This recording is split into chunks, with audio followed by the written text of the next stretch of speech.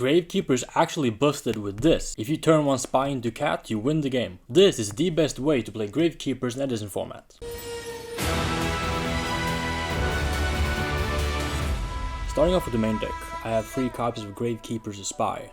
Then I have 3 copies of Gravekeeper's Commandant, 2 copies of Gravekeeper's Descendant, 2 copies of Gravekeeper's Assailant, 3 copies of Rescue Cat, 1 Airblum, and 1 Raikou. Then I have 1 copy of Sangan, 2 copies of Cyber Valley. I decided to play 2 copies of Caius the Shadow Monarch, 1 copy of Dark Arm Dragon. For the spells, I have 2 copies of Necro Valley. I have 2 copies of Gravekeeper's Stele, 1 copy of Allure of Darkness. For the last 2 spells, I have 1 Brain Control and 1 Mind Control. And for the traps, 3 copies of Dimensional Prison, 2 copies of Bottomless Trap Hole, 1 Torrential Tribute and 1 Mirror Force, 1 Solemn Judgment and 1 Starlight Road, 1 Discard Trap in the form of Karma Cut, 1 copy of Deck Devastation Virus, and the last trap is 1 copy of Trap Dust Shoot. The extra deck: 1 Armory Arm, 1 Magical Android, 1 Cataster, 1 Bryonak, 1 Goyo Guardian, 1 Arcanite, 1 Herbalum, 1 Ancient Fairy Dragon, 1 Black Rose Dragon, 1 Dark End Dragon, 1 Faughtrul Archfiend, 1 Colossal Fighter, 1 Stardust Dragon, 1 Mistworm, and 1 Chimera Tech. That's it for the extra deck. For the side deck,